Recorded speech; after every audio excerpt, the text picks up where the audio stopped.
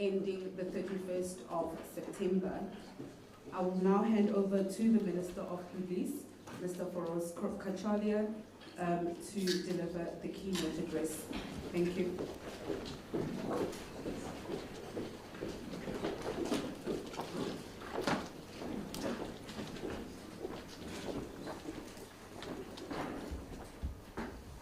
Thank you, everyone. Please have a seat.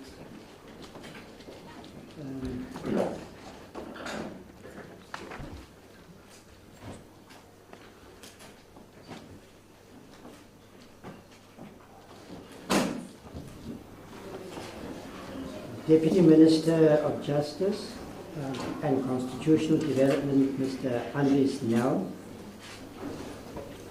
Deputy Minister of Police, Dr. Boshielo. The other deputy ministers in Morocco, Mr. Matale, Deputy National Commissioner General Mosekili, General Nkua,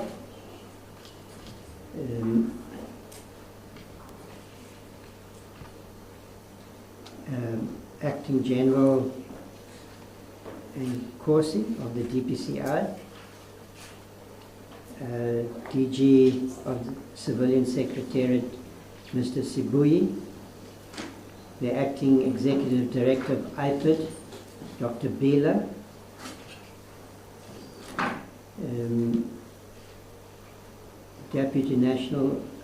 Deputy Provincial Commissioners,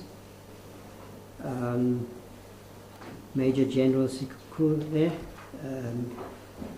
the Crime Registrar, and members of the media.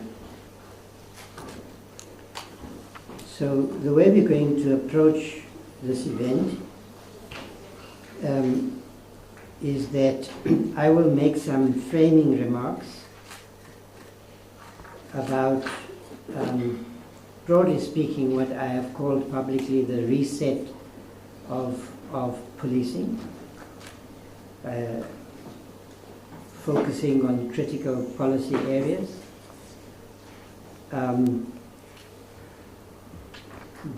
Deputy Minister Nel will follow, and I'm pleased that he's here. He's been very enthusiastic about working with the police service. He was with me in the Western Cape when we were dealing with gang violence, because what we want to emphasize is the cooperation between the various components of the criminal justice system, and the relationship between the Department of Justice and the South African Police Service is critical. So his presence here is not merely symbolic. The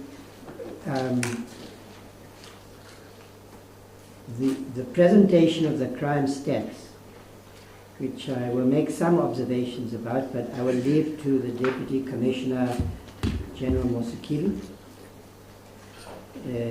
I think that's an appropriate division of responsibilities between the ministry and senior management in SABC, and that will be followed by a more detailed presentation by Major General Sikukune, who's our crime registrar, who used to be employed by Stats South Africa, so he's a highly qualified professional in his field, and so the crime stats are a reliable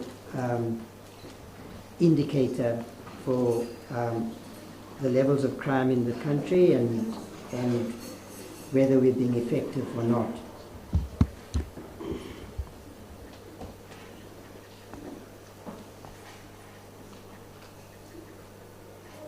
So today we released the crime stats for the first 2 quarters of the financial year. Both sets of statistics will be loaded on the website. Today's focus will mainly be on the last quarter. Before I hand over to the South African Police Service to explain the numbers, and before we start talking about percentages, trends, tables and charts, I want to speak directly to the people of our country, the people behind the numbers. I want to speak to those families and communities who are worried, who are afraid, and who are angry about the state of crime in our society. I want you to know that I understand and respect your worries about the lack of security, since too many criminals, and also because too many criminals escape justice. I know what it feels like to be mugged in the streets, to be raided in one's home, and my heart goes out to those whose lives have been shattered when their loved ones are killed, injured, and traumatized as a result of violent crime. We all want and need protection for our families, dignity for our communities. We need enforcement, better enforcement from government institutions that need to work more effectively.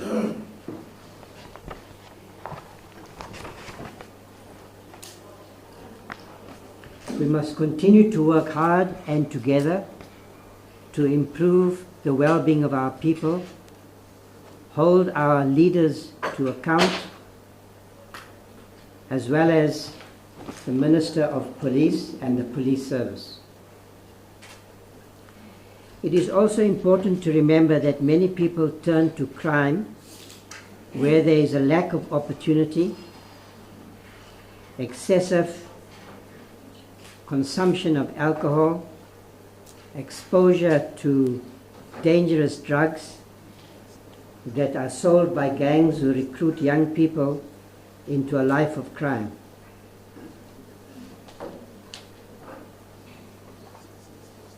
So as we address the causes of crime, we should understand that crime and violence is always unacceptable. So government departments in the social clusters also have an important responsibilities, as well as provincial and local government. We must invest in initiatives to ensure that our children are well fed, that our youth have opportunities, so that we can prevent crime. However, there are those who turn to crime out of greed and a lust for power and wealth, set up criminal structures to steal public funds needed to provide services to our people, who bring drugs and weapons into our communities.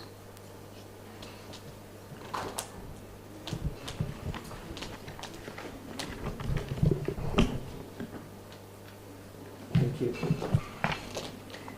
Combating gang violence requires effective, no-compromise policing, effective investigation, and prosecution.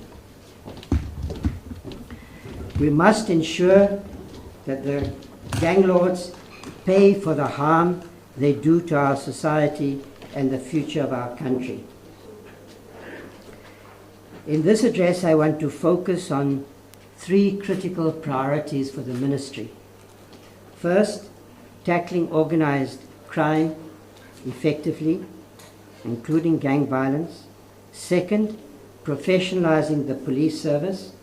And third, accelerating the implementation of the integrated crime and violence prevention strategy, because both prevention and enforcement are important.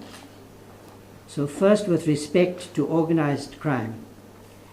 Organized crime is a direct threat to the safety of our people, to the growth of our economy, to the prosperity of our country,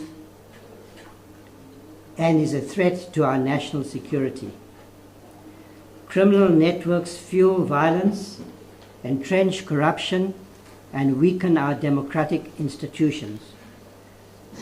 Organized crime undermines investment, prevents job creation. The scourge of drugs devastates communities and the future prospects of our young people. Kidnappings, vehicle hijackings, gang violence, and cash-in-transit heists have an immediate and terrifying effect on communities and small businesses. Criminal networks infiltrate political parties, government departments, and procurement systems to steal public funds. These criminals, as we have seen recently, wear fancy suits and designer clothes, pretending that they are legitimate business people. This is why the Madlanga and Commission and the Parliamentary Ad Hoc Inquiry are so important for the future of criminal justice in our country. They are currently looking into allegations of criminal networks influencing elected political leaders, along with the top ranks of the South African Police Service and their networks. We have seen the damage that state capture has done to our country and its institutions, and we now know that capture continues in different forms. An example is the large-scale theft of funds from the Gauteng Health Department affecting the Tembisa Hospital. And I worry that this may be the pattern elsewhere. These are the kinds of crimes that do not necessarily show up in the crime statistics, which is why I thought I should focus on such matters today. So tackling organized crime and its associated corruption must be a national priority. We need focused specialist capabilities based on closer collaboration between the police, prosecutors, financial regulators, the South African Revenue Service, and the private sector. We must follow the money and hit the criminals where it hurts, in their pockets. We need fast, effective prosecutions and strong witness protection to turn investigations into convictions. Now, many of you know that shortly after my appointment, I was confronted with the situation in the Western Cape. I have said publicly that we now do have an integrated strategy which is well resourced to fight the scourge of gang violence in the Western Cape, Eastern Cape, Gauteng, and KwaZulu-Natal, where this problem is particularly located. I am confident that this is the right strategy. The challenge is going to be with implementation. So the ministry will be monitoring the implementation of this strategy on a monthly basis. I can say that while we do not yet see the progress that is necessary, there is some evidence that we are beginning to make progress. I'm in constant conversation with the provincial commissioner, particularly in the Western Cape, Commissioner Patakile. I have regular discussions with the National Commissioner, the Deputy National Commissioner Musikili, who's here today. And I can say that in the Western Cape, prosecutors are now working with detectives on actual case dockets. I think that's a positive development. I can also say that the community structures and leaders that have surfaced in part through my engagements with communities when I visited the Western Cape are now working closely with the provincial commissioner, with the provincial government. I will be visiting the Western Cape in the new year to engage specifically with all the governmental actors, with communities, with the police, and I've had engagements with all the station commissioners, and I will also be engaging with the Premier Alan Gwinde, because the alignment of our efforts across the spheres of government, national, provincial and local, will also be critical if we're going to see results in the fight against the gangs, and I see that they are now exacting their toll, particularly in areas of Gauteng, Westbury, and so forth.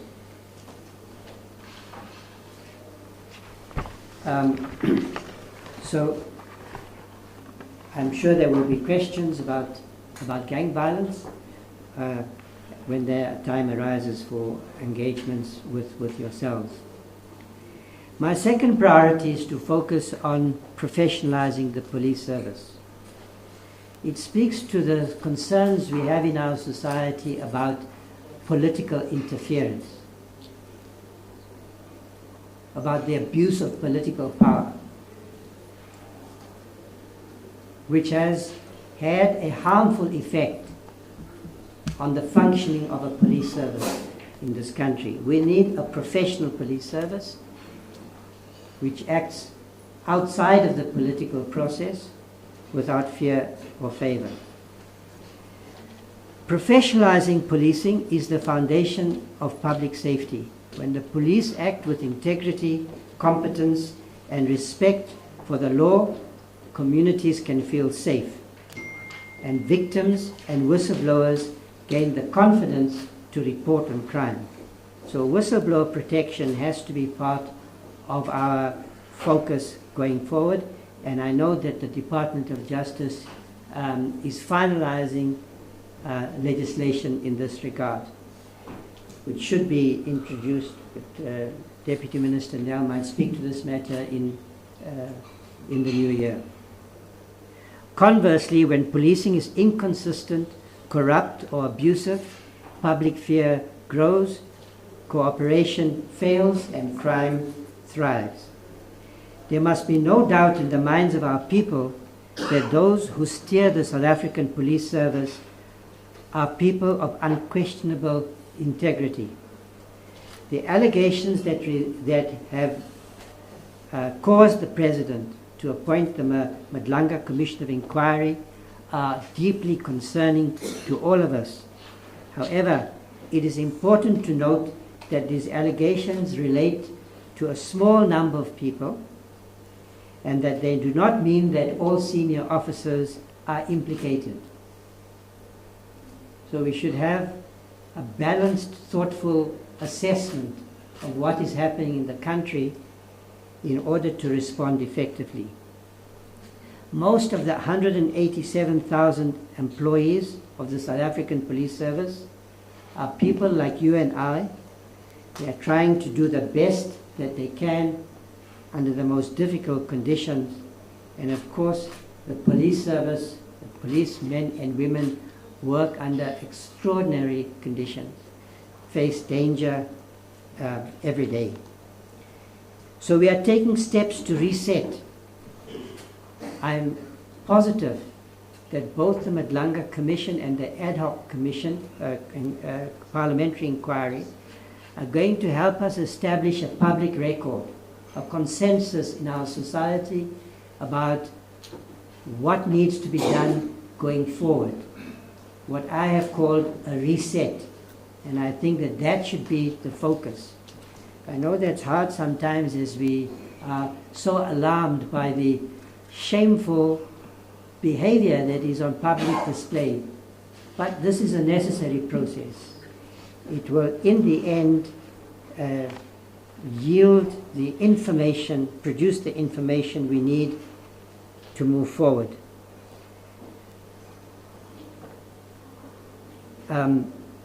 We are strengthening the South African Police Service internally. We are now partnering with the private sector. There's an initiative that the President established, the JCPS, Joint Initiative on Combating Crime and Corruption, which is making a contribution to the fight against crime. And I also want to thank Business Against Crime South Africa and Business Leadership South Africa for their support for a project to modernize police stations, which I'm very excited about, but at this stage it's just in a pilot phase. I'm hoping that we can roll out this project across the country, as well as their contribution to initiatives to strengthen border security.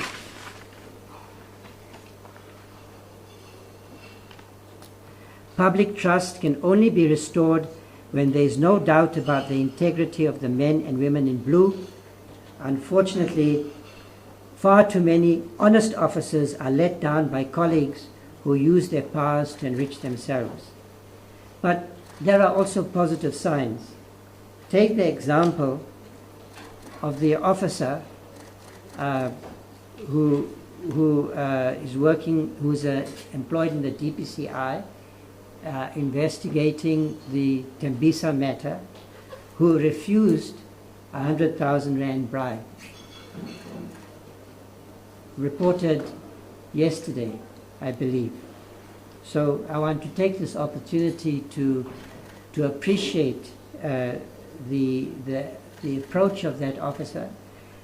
He sets an example for all our police officers, and it does demonstrate that there are people of integrity in the South African Police Service.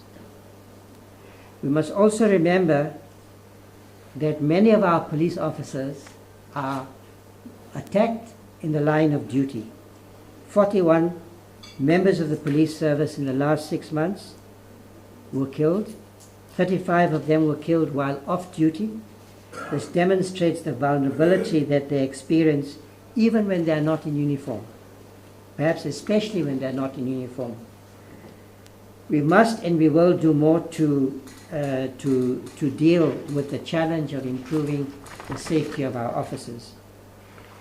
Priority 3 is the implementation of this integrated crime and violence prevention strategy. So we must focus on prevention. All of us here know what conditions in the communities that we have grown up in generate crime, provide a context for crime to take root. So prevention is important. The strategy, which was developed by the Civilian Secretariat, Dr. Sibuye might want to take questions on that matter if there are questions on this strategy, but it has 7 core priorities: promoting early childhood development, reducing gender-based violence. I'm going to talk a little bit about that. Creating safe public spaces through urban design, combating substance abuse, strengthening local government capacity, rehabilitation of offenders, and improved coordination and data accountability.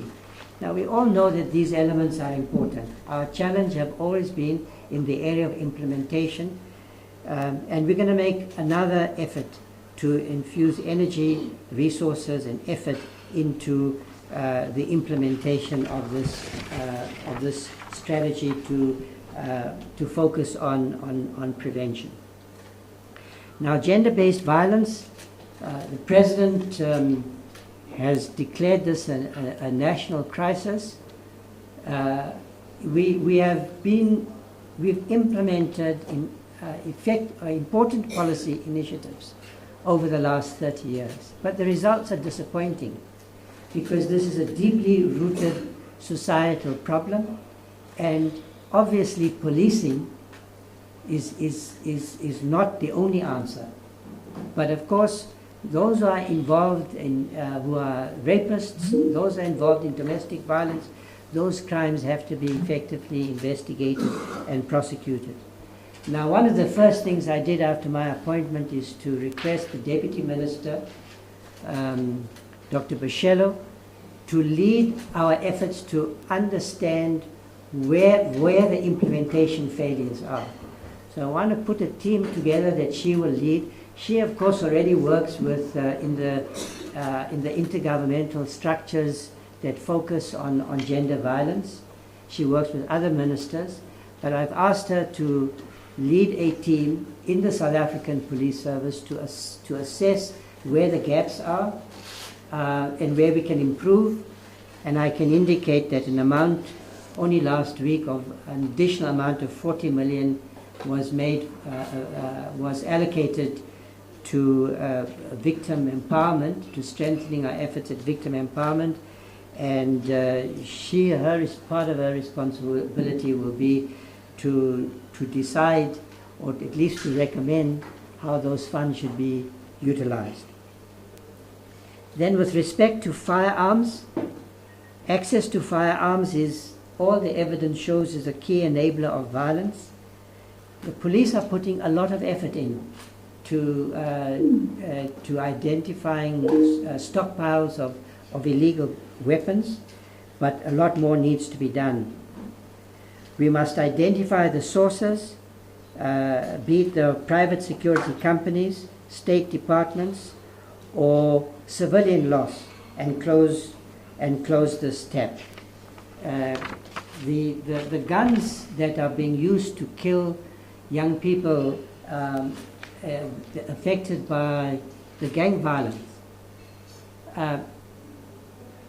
part of the solution must be to make sure that these guns do not continue to flood our communities. And in that regard, we've had some success, but we are struggling to ensure that these guns, that gangs don't have access to these guns. Alcohol is another precipitating factor. The evidence again is clear that there's a strong correlation between access to alcohol and the kinds of crimes that confront our communities. So this is a matter that is going to receive further attention. What we find is that in the provinces, the departments of economic development issue too many licenses in the wrong places, and there are also illegal licenses. And I have to say that until this problem is tackled, we need to tackle this problem of illegal outlets, and too many outlets near churches, near schools, in communities. We have to tackle this problem. Rural safety. We have adopted a rural safety strategy. You will receive a report today on the actual stats. The stats are positive with respect to rural safety. It shows that the strategy to implement, to deal with the safety of our communities in rural areas is working. In fact, I'm told that we were recently visited by officials of the Australian government to look at best practice in South Africa, but I'm going to leave the statistical information to the Deputy National Commissioner and the Crime Registrar. So I will say something very briefly about the crime stats over the last 6 months, which is the last 2 quarters. The figures we will share today show that there is some improvement. Overall, during the past 2 quarters, and following on from the last year's stats, we have seen significant declines in most crime categories. Now, I know that given our concerns about crime, that result may come as a surprise, but I can indicate that the way in which stats are compiled in the South African Police Service meets the highest standards for statistical accuracy. So the stats are certainly reliable. Importantly, we are seeing ongoing and significant reductions in serious and violent crime, but at a high level. And one rape, one murder, one assault is, of course, too many. Significantly, murder has started to decrease significantly, particularly in the last 2 years, and that is often a very good indicator of crime trends. If you track the murder rate, it does tell a story about violent crime in general. So there was a period of time, I believe, in the first 15 years or so of our democratic transition, where the murder rate, there was a dramatic decrease, and then it started increasing again, and now we see a decrease, and that gives me some hope. We've also seen double-digit reductions in most forms of robbery. However, there are categories that remain stubbornly high. So sexual offenses and gender-based violence, which I've already mentioned, and commercial crime, we are continuing to record increases here, which is a trend over the last 5 years. Much of this is now taking place online, so it's also related to technological change. With the support of the Joint Initiative Against Crime and Corruption, which I mentioned earlier, the JCPS, which is a partnership with the private sector, we are looking at ways to strengthen our capacity to fight this kind of digitalized criminality. So while we can take heart from the downward trends in violent crime, we can also say that the overall levels remain very high or unacceptably high. So this is not a time to rest. I want to conclude with this observation. I believe that further progress is possible over time, but it requires persistence and determination. The possibilities for improvement, for progress, depend on the involvement of civil society, on government, civil society, and businesses, communities working together. So please join your community safety forums, policing forums, the Block Watch initiatives. There are a variety of responses in different communities across the country. This is also going to be a focus of the department. I think that we should go back to the original thinking behind the emphasis on community policing and see what improvements need to be made. I recall the Take Charge campaign in Gauteng. We recruited literally thousands of patrollers. They made an exceptional contribution to community safety. I would like to see similar programs rolled out across provinces. And there's room for different initiatives. In the Western Cape, Premier Lindy has taken some initiatives. Here in Gauteng, Premier Lesufi has also sought to respond to the challenges of safety and security in the communities of Gauteng through his own initiative. So my message is that we must and we can build safer communities, but we have to work together, hold our leaders accountable, and keep the faith that a safer, more just South Africa is possible. Ria Lebuga. Thank you.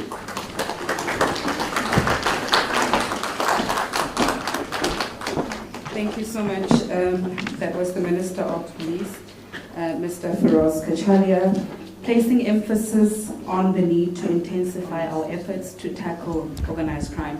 So he's basically saying we are following the money, we are hitting the criminals where it hurts the most, and that is in the pocket. Thank you, Minister. I will now invite the Deputy Minister of Justice, Mr. Andrew Snell, to also offer a message of support. Program Director. I'm fine. Is it on? Program Director. Minister Cachalia, Deputy Minister Boshielo, Deputy National Commissioner Mutikidi, and other members of the leadership of the South African Police Service, members of the Justice, Crime Prevention and Security Cluster, fellow South Africans. I would like to start by conveying the very warm regards of Minister Mamuluku Kubai, who is the Minister of Justice and Constitutional Development, but also the co-chairperson of the Justice, Crime Prevention and Security Cluster. She's attending a special cabinet meeting. We'd like to thank Minister Cachalia for extending an invitation to the entire Justice, Crime Prevention and Security Cluster to be here today at the launch of the South African Police Service crime statistics. I think this sends a very, very powerful message that we as a cluster are united in action in fighting crime and building a safer South Africa. For us, these crime statistics are more than numbers. They are a very essential instrument in shaping our strategies to create safer communities. They provide evidence-based insights into crime trends, hotspots, and emerging threats. And a careful analysis of these statistics allows us, not only the police, but the entire Justice, Crime Prevention and Security Cluster, to allocate resources more effectively, to design targeted, combined interventions that address the root causes of crime, and I think also very importantly, to assess the effectiveness of our interventions. And so in a very real sense, these crime statistics function as a compass, as a guide, guiding our collective efforts to fight crime and build safer communities.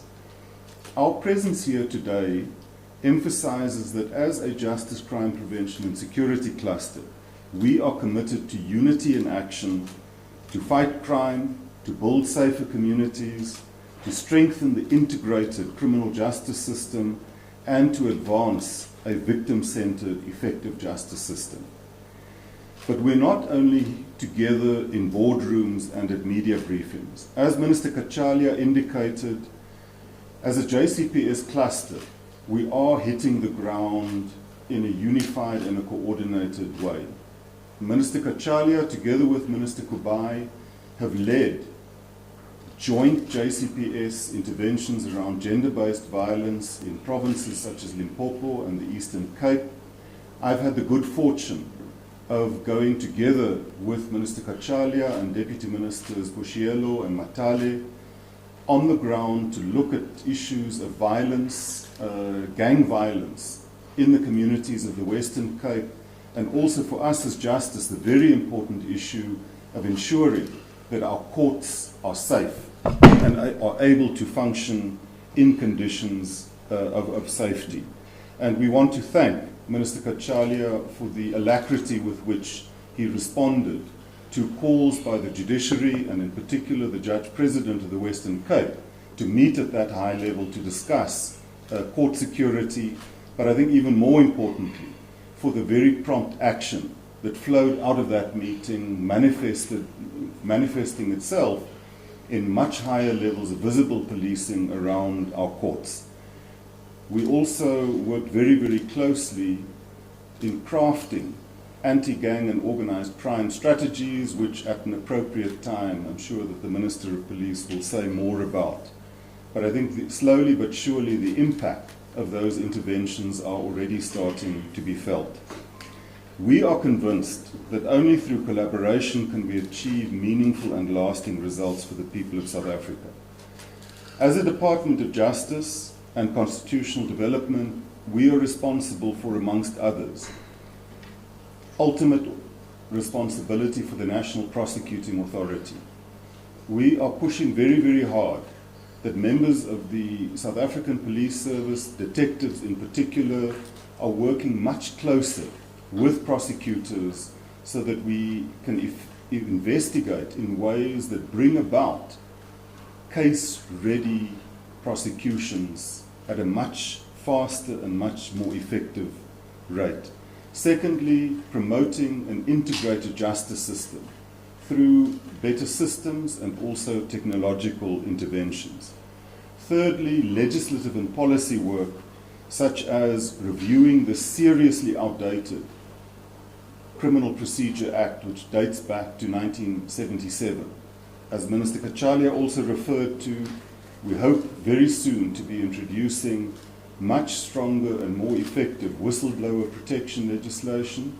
We're also hard at work at the redesign of our anti-corruption busting architecture and institutions as recommended by the National Anti-Corruption Advisory Council, which was chaired by Minister Cachalia in a different capacity. We're also supporting the judiciary to ensure that our courts deliver justice that is swift, fair and accessible, expanding and maintaining sexual offences courts, to support survivors and ensure accountability, to support the judiciary in reducing case backlogs that delay justice and undermine the credibility of our justice system, and working together with the police to ensure security, safety and security at our courts so that justice can be done and seen to be done without fear, favour or prejudice. But these statistics enable us as a Department of Justice, Crime Prevention and Security, and also other sister departments within the cluster, such as correctional services, such as home affairs, and also social development, to plan and to act with much greater precision. And therefore, in welcoming the release of these statistics, we give our unwavering commitment that we will continue to work together with the people of South Africa as the Justice, Crime Prevention and Security Cluster across departments and institutions to ensure that they are safe and feel safe. We thank you.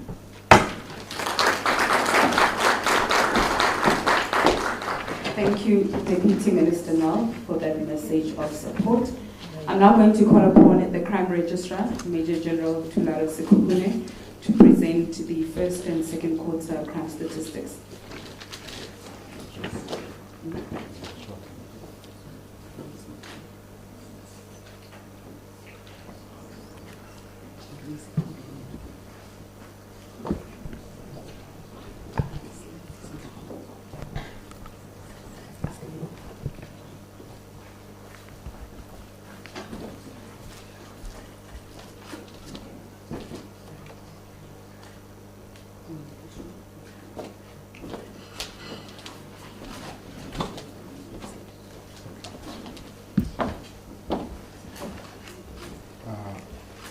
Good morning, Minister of Police, Professor Cachalia, the Deputy Minister of Police, Dr. Boshielo, the Deputy Minister from the Department of Justice, that is we, the DG, Civilian Secretariat of Police, Deputy National Commissioner Policing, General Musikili, members of the media. Good morning. Just a few things that I would like to, although the Minister talked about them, I think it's necessary for me to re-emphasize the decisions that have been taken. We are supposed to be publishing both quarter 1 and quarter 2 crime statistics, but we decided to focus on the quarter 2 crime statistics with the understanding that once this quarter 2 crime statistics have been done and dusted, both quarter 1 and quarter 2 crime statistics will be uploaded onto the SABC website. In the Minister's speech, he indicated that the numbers that he was referring to covered both quarter one and quarter two. So what I will be covering is exclusively the quarter two crime statistics, which covers the period from July to September. And one thing that I would also like to indicate is that there's some issues about the stats being delayed, etc. But what we would like to inform members of the public and the media is that in terms of the prescripts for the statistical release, of which the reference period is a 3 months period, the prescribed period in which those statistics should be released to the public is usually 8 weeks. And if you look at the reference period that we are covering now for quarter two crime statistics, the reference period is July to September. So releasing them on the 8th week, we are still within the prescripts of the South African Statistical Quality Assessment Framework. With regard to the quarter one crime statistics, of course there were issues. We normally, when we present the crime statistics in the past, we would extract extortion incidents from kidnapping related or kidnapping cases. But then we felt that we normally don't get the full scope of extortion cases. The Technology Management Section Division or Division of the South African Police Service have therefore developed a crime code from which extortion can be extracted. So from this release going forward, we will no longer be covering extortion under kidnapping, but we will have a specific crime code that covers extortion as a crime on its own. I see some of you are nodding, and it's just adding more weight to us. I also would urge you that you should nod when we decide, based on statistical consideration, that a particular crime type is no longer of concern or is no longer covering the larger population, and therefore we will no longer be including it in the crime statistics. Understand that that decision, what to include and what to exclude, should only be informed by statistical considerations.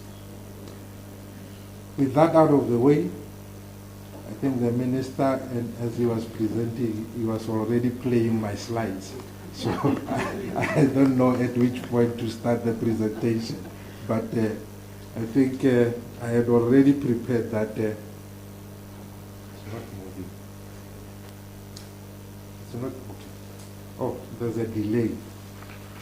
I will start at this table, which gives a summary of the crimes that have been reported and brought to the attention of the police within this particular reference period. The layout of this table, I think most of you should be familiar with. We give a 5-year trend where we compare the same period within the previous comparable period. So we don't compare January to March with April to June, etc., etc. And the reason for that is that, like many other variables, crime has also an element of seasonality. So if you're going to compare January to March and April to June, you will introduce elements of seasonality, and that will not necessarily lend itself to comparison. So that's why we are comparing the same period from one financial year to the next financial year. Again, I will only focus on the count difference because that gives you an indication of the direction of change in terms of a particular crime. The green color code indicates that that particular crime code is on the decrease, and the red color code indicates that that particular crime type is on the increase. That is for the 17 community reported crimes. However, when you consider the crime detected as a result of police action, the desired trajectory of change is to have more and more people being arrested for crimes like abuse and use of alcohol and drugs, etc. So the desired trajectory of change for those particular crimes is that they should be increasing. I think that lays the background in terms of how we will proceed from here. We start with the MEDA. The current Q2, we have recorded 751 less MEDAs compared to the previous period. In the previous period, we had 6,545. Currently, we are at 5,794. And the percentage reduction is 11.5. We then recorded increase in terms of the sexual offense, 22 counts more from the previously recorded 12,765 to the current 12,787. That is a 0.2% increase. Then attempted murder, we have also recorded an increase of 194 counts more. This from 7,061 to 7,255, a 2.7% increase. Then assault, GBH, we have recorded a reduction of 743. Common assault, we have recorded an increase of 331. Common robbery, we have recorded a reduction of 363. And robbery with aggravating circumstances, we have recorded a reduction of 3,689 counts less compared to the previous comparable period, and the sum total of the contact crimes, we have recorded a reduction of 4,999. Now going to the breakdown of the sexual offenses, which we have already indicated that we have recorded 22 counts more, we look into the constituent crimes that make up this category of sexual offenses. They are made up of rape, sexual assault, attempted sexual offenses, and contact sexual offenses. And of these 4 crimes that make up the total sexual offenses, we have recorded decreases in terms of the rapes, 32 counts, 37 counts less, and sexual assault, 12 counts less. We then recorded increases in terms of attempted sexual offenses, 50 counts more, and contact sexual offenses, 21 counts more. Then moving on to the next category, which is the subcategory of robbery with aggravating circumstances, we have already indicated that that category has decreased by 3,689 counts. So the constituent crimes that make up this broad category of robbery with aggravating circumstances is carjacking, robbery residential, robbery non-residential, robberies of cash in transit, bank robberies, and truck hijacking. However, the 3 that I started with, which is your carjacking, robbery at residential and non-residential premises, based on the victims of crimes survey that has indicated that these are the most feared crimes, we have decided to give them a category and call them the trio crimes. And for the trio crimes, as I've indicated, we have recorded decreases across all the 3 crimes that make up the trio crimes. For carjacking, we had a reduction of 669, robbery at residential premises, a reduction of 864, robbery at non-residential premises, a decrease of 829, and the sum total of the trio crimes reduced by 2,362. Robberies of cash in transit, we have recorded a reduction of 16 counts. We did not have any bank robberies for the past 3 quarters of the second quarter. Hence, the number there is 0 and indicated as in a blue color code. Then we also had a reduction of 39 counts for truck hijackings. Then on the next slide, we have what are called contact-related crimes, which are made up of arson and malicious damage to property. We have recorded decreases in these two crimes, that is 61 and 870, and the sum total of the reduction for contact-related crimes is 931. For property-related crimes, we have recorded decreases across all the 5 crimes that make up the property-related crimes. Burglary at non-residential premises, a reduction of 1,721.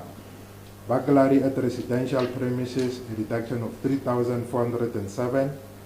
Theft of motor vehicle and motorcycle, a reduction of 871. Another reduction of 2,027 for theft out of motor vehicle, and stock theft also observed a reduction of 429. And the sum total of the reduction for property-related crimes is 8,455. The last but one category is the other serious crimes, that is made up of all theft not mentioned elsewhere, commercial crime and shoplifting. Of the 3, only commercial crimes has recorded an increase of 948, and all theft not mentioned elsewhere reduced by 4,364, and shoplifting also reduced by 793, for a total reduction of the other serious crimes of 4,209. Then the reduction for the 17 community reported crimes is 18,594. Then for the crime detected as a result of police action, we have recorded increases, as I've indicated, that the desired trajectory of change for the crime detected as a result of police action is an increase. We have recorded increases across 3 of the 4 crimes that attempt crime detected as a result of police action.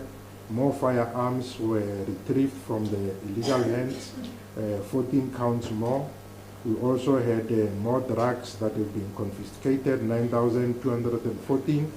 Driving under the influence of liquor, 4,391. And the only crime of the crime detected that we recorded a decrease was sexual offenses. Now I will go on to the constituent crimes that make up this particular table. We will start with the contact crimes. I will only focus on the provinces that have recorded increases for the particular crime type. When you take into consideration the contact crimes, which are made up of your murder, sexual offenses, etc., and then doing a provincial comparison of the 9 provinces, we only had recorded increases in 2 provinces, which is the province of the Northern Cape with 146 counts and the Western Cape with 183 counts more. Then the sum total, as I've indicated in the previous slide, the contact crimes reduced by 4,999. And one of the things that we have also added, but we've been adding it for some time, is the last column, the last row at the table there. We also look at the percentage contribution of a particular province to the total of the particular crime category. When you look at contact crimes, the province that is contributing the most to the contact crime is the province of Gauteng, which contributes 26.4%, followed by the province of the Western Cape with 18%. KwaZulu-Natal is number 3 with 17.4%, and the Eastern Cape at number 4 with 10.6%. Then for the top stations, in terms of the contact crime, I will only touch on the top 5 stations. The top 5 stations for the contact crimes are made up of only 2 provinces, that is your Western Cape and KwaZulu-Natal. And 4 of the top 5 stations are in the province of the Western Cape, and only 1 from the province of KwaZulu-Natal. And these are number 1, maybe explaining the table. On the first column, we have the position of that particular station when you take into consideration the total number of stations in the country. In the second column, we only look at the particular station's position when we take into consideration stations within that particular province. As one can see, you can observe that Mfuleni is number 1, both at the national and also at the provincial. And the way in which we order them in a descending order, meaning that the highest station or the station with the highest number of crimes for that particular crime will be the highest, and then followed by the second highest, etc. We have Mfuleni at number 1, which is in the Western Cape. Number 2 is Nyanga, again in the Western Cape. Delft is at number 3, again in the Western Cape. And Inanda at number 4, which is in KwaZulu-Natal. And the 5th station that is Kraaifontein, which is also in the Western Cape. Then we look at the provincial comparison in terms of the matter and also for the months that make up this particular quarter, that is your July, August, and September. As you can see just above the table, there are the green bars there. That indicates that that particular crime type within the month of July, we have recorded a decrease. So we have recorded decrease across all the months that make up this quarter, that is July, August, and September. And in terms of the provinces that have recorded increases, we again have the Western Cape and the Northern Cape that have recorded increases. That is 97 and 1 respectively. All the other 7 provinces have recorded decreases.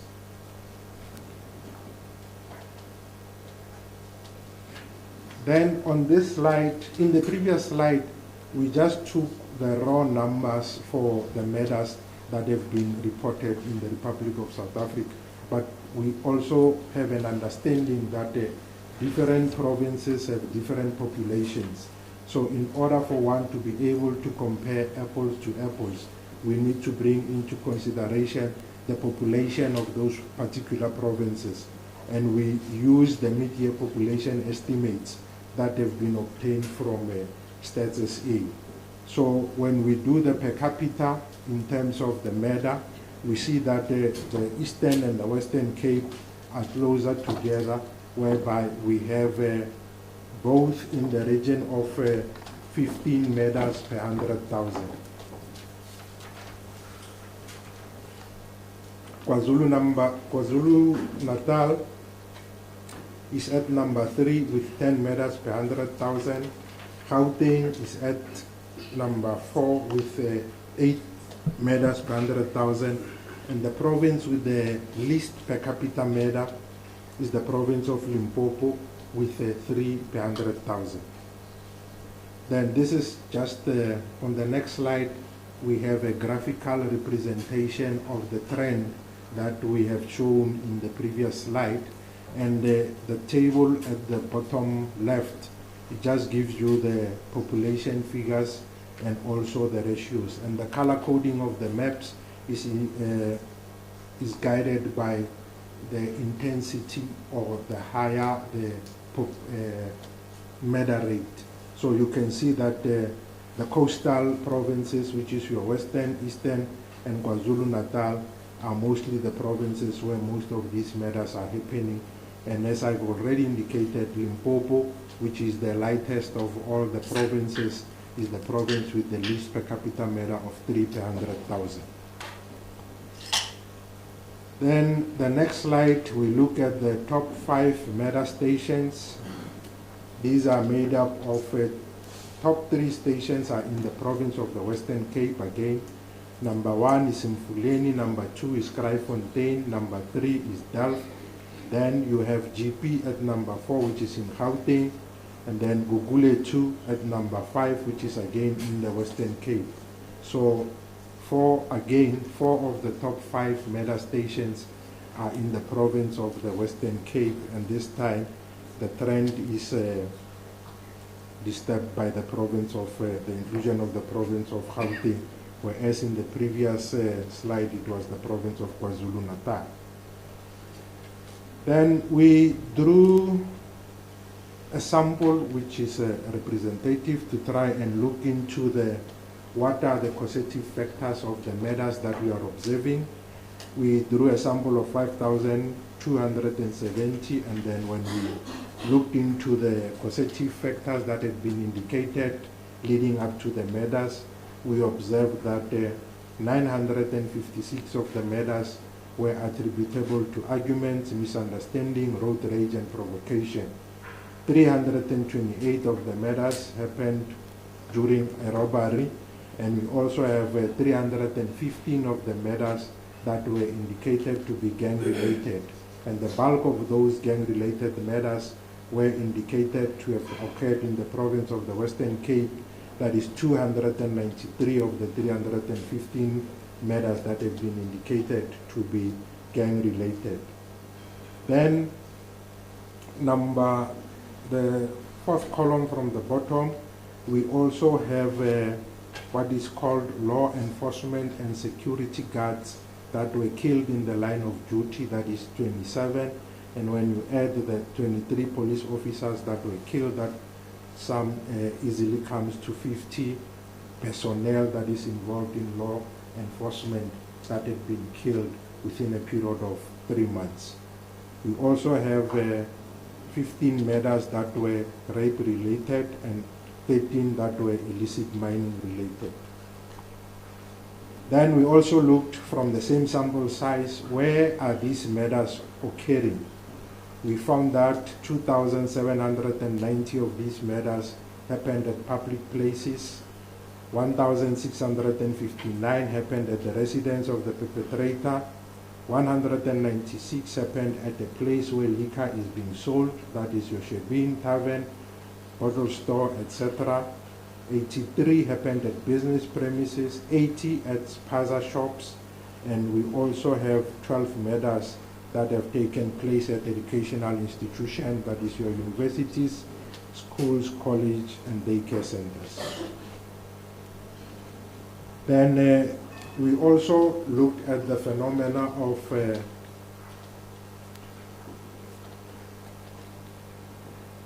multiple murders.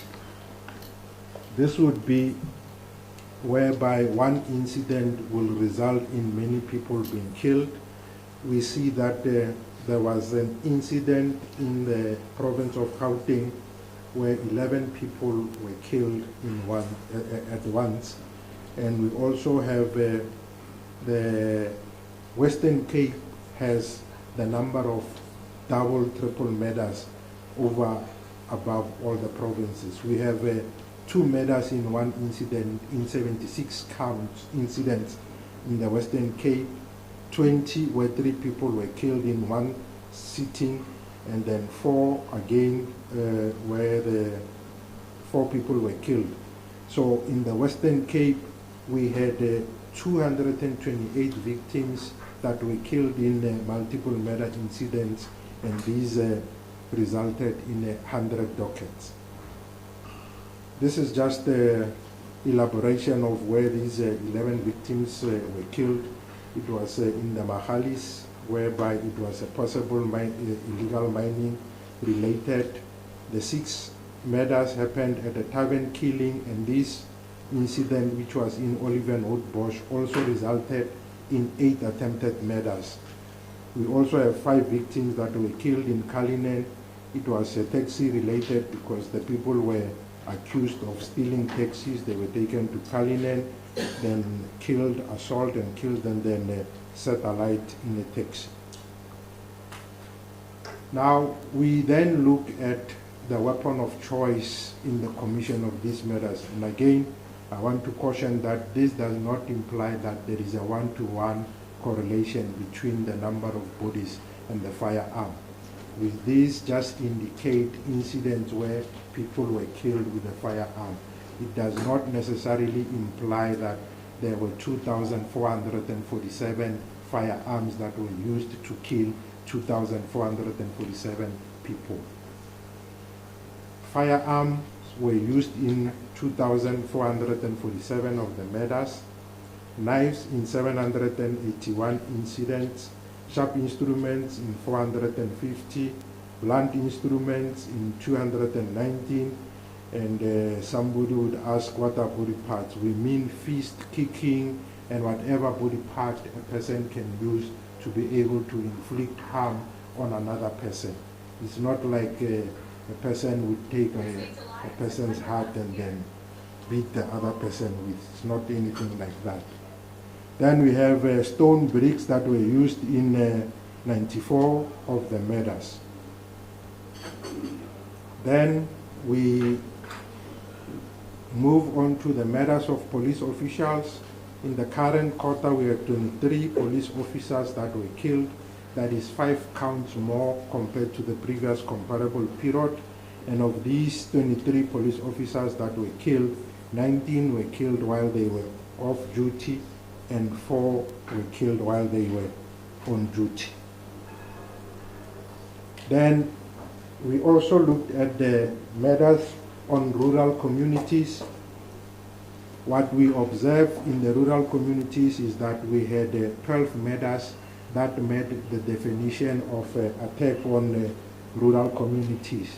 And the breakdown of these murders, or the profile of the people that were killed, was 4 incidents where employees were killed. 6 of the people that were killed were residents on the farm, and 1 farmer was killed, and in the other incident, the status of the person who passed on was not specified. Then moving on to the rapes, we had 4 provinces that have recorded increases in terms of the rape, and these are the Eastern Cape with 109 counts more compared to the previous period. The second highest was in Mpumalanga with 59 counts more compared to the previous period, 49 at Limpopo, and then the Northern Cape with 22 counts.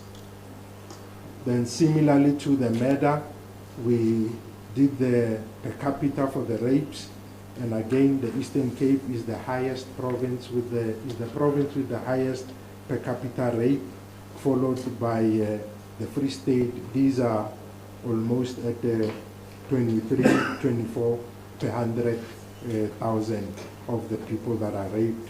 Then the Northern Cape is at number 3 with 20 rapes per 100,000. Then on the next slide, we look at the graphical representation of the same information. Again, we would have the rapes and the population, and one would see that the rate has now moved from the Western Cape, and it is now sitting at the Eastern and the Free State, and the province with the least per capita rape is now the province of Gauteng with 12 rapes per 100,000.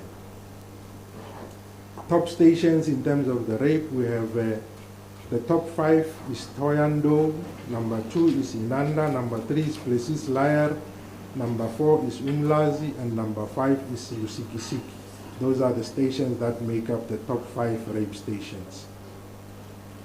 Then looking at the place of occurrence of the rapes from the murders, we used a sample of around 5,200. For the rapes, we used a sample of 7,204, and we tried to look into where does these rapes happen. We have observed that 4,562 of these rapes have taken place at the residence of the perpetrator, 1,476 at a public place, 114 have taken place at educational institution. Then we have 66 rapes that have taken place at liquor outlets. On this slide, we now look at the use and abuse of alcohol and drugs in the commission of mostly social crimes or your contact crimes. We see that 7,358 of these crimes were committed either before the crime was committed, the people were drinking alcohol, meaning that alcohol was involved in one form or another, either before or during the commission of the crime. And then drugs were involved in 237 incidents. Of these, those that were alcohol involved were 259 were murders, 424 attempted murders, 1,278 rapes, and 5,397 assault GBH incidents where alcohol was involved. Then drugs were involved in 137 rapes, 12 attempted murders, and 79 assault GBH. And at the bottom, we now look at confirmed places where alcohol has happened, where these crimes have taken place. 196 of these murders have taken place at places where alcohol is being sold, 350 attempted murders at such facilities, 66 rapes, and 3,995 assault GBH. Then we also looked at the murders and rapes at educational premises.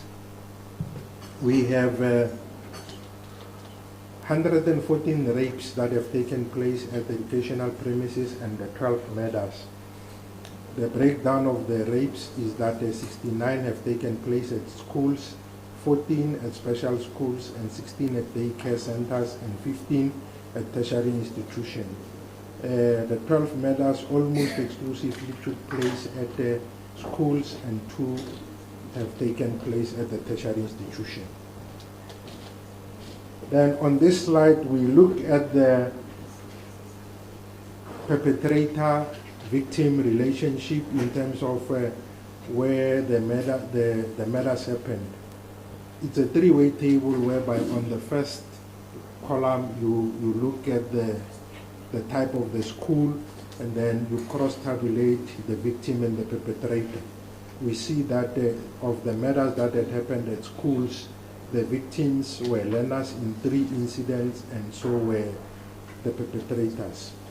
At tertiary institution, we see that the one incident of murder, the victim was a learner, and so was the perpetrator, and in one incident, the status of the victim was unspecified. Then the rapes, we have seen that 16 have taken place at the daycare center, 69 at schools, 14 at special needs, and 15 at tertiary education facilities.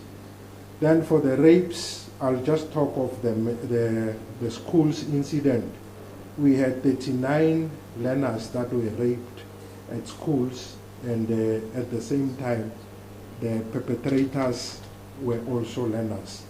And the total number of rapes that had taken place at the educational institutions is 114. Then looking at the domestic violence related, this would be instances whereby there's a kind of a domestic relationship between the victim and the perpetrator, either ex-wife, ex-husband, ex-girlfriend, etc. We had 261 of the murders that had taken place where there was a relationship between the victim and the perpetrator, and of these, 134 victims were female, and 127 of the victims were male. Then we also had 931 incidents of rape, whereby there is that kind of a relationship, and 889 of these rapes, the victim was a female, and then in 42 incidents, the victim was a male. Then I will move quicker now because we just now at the subcategories of robbery with aggravating circumstances. I will talk to the provinces that have recorded increases only. For carjacking, we have the province of the Northwest that has recorded an increase. The others have recorded a decrease. Then on the next slide, we look at the robbery at residential premises. The province of the Northwest is the only one that has recorded an increase, and the other provinces recorded decreases. Then robbery at non-residential premises, 2 provinces that have recorded increases is the Free State and the Northern Cape, increases of 12 and 13 respectively. Then robberies of cash in transit of the 9 provinces, 2 have recorded increases, and the Northern Cape had the same numbers as in the previous comparable period. Then when we look at the modus operandi of the cash-in-transit robberies, we see that we had 24 incidents. Of these 24 incidents, 14 happened while the armored vehicle was on the road, and this was in the province of KwaZulu-Natal with 4 counts, Gauteng with 3 counts, the Eastern Cape and Free State with 2 counts each. For cross pavements, we had 9 incidents, and this was in the Western Cape, 3 counts, 2 counts in Eastern and KwaZulu-Natal. Then we also saw that the method by which the armored vehicle was stopped, it was shot at and then subsequently bombed, and then in the other incident it was bumped into and then subsequently bombed. Then we had 3 provinces that had recorded increases in terms of truck hijacking, that is your Free State, Limpopo and Mpumalanga, and the increases are 1, 2, and 4 respectively. Then we had the kidnapping. In the past I indicated that we used to extract the kidnapping or the extortion from the kidnapping, but this time around we decided to look at the kidnapping on its own and then subsequently also look at the extortion as an independent crime, because there's a crime code that has been developed for that purpose. So we no longer have to determine extortion from kidnapping cases. We see that of the 9 provinces, only 3 recorded decreases. That is your Eastern Cape, Northern Cape, and the Western Cape, and all the other provinces have recorded increases in terms of kidnapping. Then we then looked into the details of extortion in the next slide. We tried to look at the types of extortions that were implemented. We see that if you look at the first column, the type of extortions, we looked at the financial extortions, protection rackets, blackmail, other, and then cyber extortion. We observed that 284 counts were financial extortion, and the modus operandi was that people were either hit or assassinated, assassination related. That is in 70 incidents. Ransom was demanded in 60 incidents. Then we also have misuse of power and corruption in 57 incidents. Then protection rackets, we had 125 counts, whereby of the 68 protection fee was demanded, 33 were taxi related, and then in terms of blackmailing, we had 88 incidents, whereby 84 of these, it's 90, I can't see that properly, I think it's 95. Of the 95, 84 of these, there was a threat to reveal or publish compromising information that would include your photos and the footage. And the breakdown per province is indicated in that particular slide. So for the first time, we have extortion as an independent crime, unlike in the past where we would look for extortion under kidnapping. Then we also look at the type of businesses that were targeted. We see that in 33 incidents, it was taxi related. That includes both your Uber, Bolt, and private vehicles. I think private vehicles would be instances whereby private motorists would offer a hiker lift, and then the members of the taxi association will come, confiscate the car, and demand some form of payment for the release of the car and such incidents. We had 13 that were construction related, and we also have those that happened at the barber shop, beauty parlors, and salons. That is 3 incidents. So that gives the scope of the extortion that we have not been publishing in the previous quarters. Then we also look at what are the core diversions. This will be incidents which require the presence of the police that are not necessarily the core of policing. This would be instances like guarding of exam papers, matches, football matches, rugby matches, etc. So these are incidents that in some instances take away the police from their core mandate, which is to prevent crime, and how they have to go and be implemented at these facilities. We have 1,282 of these incidents that were termed as peaceful, which required police to be present, and also 555 which were unrest related, which requires the presence of the police. And both peaceful and unrest, the majority or the bulk of those happened in the province of KwaZulu-Natal. And this is just a summary of the national crime picture. It will come later. It is a summary of the national crime picture when compared to the provinces. It gives you at a glance how has the national or the country fared in comparison to the 9 provinces, and what was the direction of change for the respective crime. For instance, for the murders, we have indicated that only the Northern and the Western Cape have recorded increases, and we see that on the first row, only Western Cape and the Northern Cape are color-coded red, and the rest of the provinces are color-coded green.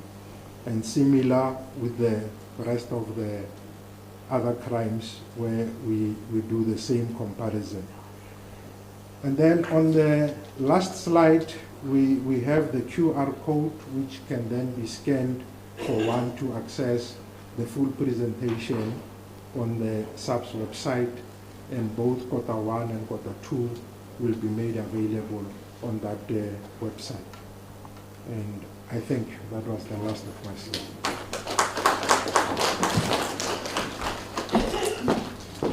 Thank you, General Sekhukhune, for unpacking the second quarter crime stats for us. Colleagues, just a reminder that the first quarter is already uploaded on our website, and I've also shared it on the media groups. I'll now invite Lieutenant General Musikidi just to obviously tell us what police have been doing during this period. So she will cover the period starting from the 1st of April to the 31st of September, and she will highlight the key successes and takedown operations. Thank you.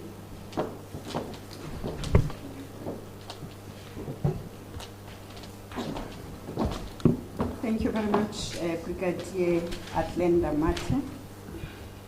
Let me greet amongst us the Minister of Police, Minister Cachalia, the Deputy Ministers, Deputy Minister of Police, Dr. Boshielo, and Deputy Minister Nell, the DG, Police Secretariat, Ndade Sibui, Lieutenant General Nkosi, who's the acting head of the directorate, Lieutenant General Nkhuwa, the acting Deputy National Commissioner for Police Support Services, our entities, Dr. Bila, who is the acting Director of IPID.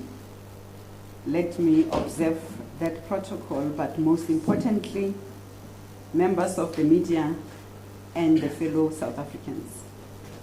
Greetings this morning. Minister, I come immediately after the good picture, and I'm glad that General Sekhukhune left this slide number 53, which is a reflection of the downward trend that we are seeing on the numbers that he has been presenting earlier. Allow me, Minister, to indicate that in just a few days ago, we have received 3,558 newly trained officers, which is more boots on the ground, that we are sure that when we start to have them on the ground, this green picture will be where we want it to be. We're still not where we want to be, but with these additional resources in the form of human capital, we will push as the department to make sure that they deliver the service. We are in the midst of our safer festive season operations, which are currently in a full swing. It is all hands on deck as men and women in blue are working closely with other law enforcement agencies to continue and claim the authority of the state in every corner of our country. We have indeed entered a period of heightened police operations to ensure that people of South Africa are and feel safe this festive season. The crime statistics that has just been communicated to ourselves reflects and revealed that the picture that is showing, it shows a relentless fight to keep the people of this country safe. We are not where we want, as I've indicated, in terms of the numbers, but we are surely like to see further reduction of cases reported and detected, as well as a lot more greener graphs indicating a downward trend. This shows that we are going somewhere, and we are feeling the difference through our weekly integrated, multidisciplinary and multi-sectoral operations, commonly known as Operation Shanela. I must hasten to reflect as well that Operation Shanela goes hand in glove with other national interventions that we see across the country. The numbers that have just been shared, I'm going to reflect on the inputs of our responses in reflecting how the police operations were undertaken in the period under review. In so far as the arrests are concerned of these numbers that we are seeing, Minister and members of the media, allow me to indicate a notable numbers between these two quarters, wherein from the 1st of April until the 31st of September 2025, we have recorded 413,583 suspects that were arrested. During the same period, 3,442 firearms were seized during the operations. Alcohol remains a cause for concern. Of course, the abuse thereof is one of the driving factors behind a lot of contact crimes. In response to this, police closed and shut down 11,975 unlicensed liquor premises. During these operations, 18,656 suspects were arrested for selling liquor without a valid liquor license. During these operations, the following seizures, confiscations, and recoveries were recorded by the South African Police Service. As I've indicated earlier, of course, working together with other law enforcement agencies and other entities, including the liquor traders. 500 million in cash was confiscated, 5 million in cash was seized, 208 million rands worth of contraband seized, 1,686 stolen or hijacked vehicles were recovered. Drugs worth millions, ranging from ecstasy, cocaine, and mandrax were seized. Of the total arrests during this period, majority of arrests that I have reflected on these drugs are persons that were arrested for possessions of drugs. This includes 64,356 suspects arrested in this period. Furthermore, throughout the country, in all 9 provinces, criminals are feeling the full might of the law and do not have anywhere to hide. A breakdown of the key arrests that I will reflect on includes murder and attempt, wherein 7,479 people were arrested or suspects were arrested.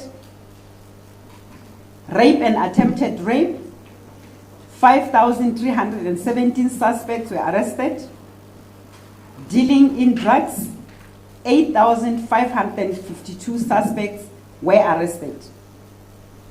This is the hard work throughout the 9 provinces, from Eastern Cape to Western Cape to KwaZulu-Natal, and where we are today, police remain resolute and there is no turning back. Minister, I'm reflecting on these 4 provinces because we know this is where we are focusing and putting a lot of energy as they are high crime or hotspot provinces. With the hard work between ourselves and Department of Justice and Constitutional Development represented by DM Nell, we managed to bring to book, through convictions, a total of 7,415 accused who are now serving time in prison, and the breakdown is as follows. People that are serving life sentences is 477, with 111 for murder, and 149 of those are serving sentences for rape. 40 years and more imprisonment, we have 34 accused persons were sentenced, and 22 of those are for murder and 7 are for rape. 84 accused persons were sentenced to between 30 and 39 years of imprisonment. Of the 84, 28 is for murder and 27 is for rape. 614 accused persons were sentenced between 20 to 29 years of imprisonment. Of this total, 238 were convicted for murder and 275 were convicted for rape. The imprisonment of between 10 to 19 years is 2,530 people who were sentenced in this period. Of the 2,530, 730 is for murder, 560 were convicted for rape, 131 for house robbery, 138 for robbery with firearm, and 108 for business robbery. Those who were sentenced for the period of imprisonment between 5 and 9 years is a total of 3,676. In this number, 375 were convicted for rape, for murder, 307 for rape, and 154 for armed robberies. We also took time as the cluster and look at gender-based violence and femicide. We had the 90-day blitz, and in this period under review, a total of 1,550 GBVF perpetrators were convicted In the first quarter, we have seen 652 of these perpetrators that were convicted to time in prison, and this includes 99 who were convicted for life imprisonment, 69 were convicted for a period of 20 years and more, 176 were convicted for a period of 10 to 19 years, and 308 were convicted for a period between 1 and 9 years imprisonment. During the second quarter of this financial year, 898 GBVF perpetrators were also convicted for time, and this includes 132 who received a life imprisonment, 112 20 years and above, 201 were sentenced to a period of 10 to 19 years, and 443 were sentenced to a period of 1 to 9 years.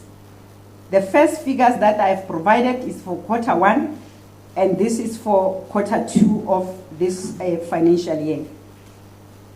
I will be doing injustice if I'm not giving a breakdown of the highlights that were recorded in different provinces during the period under review.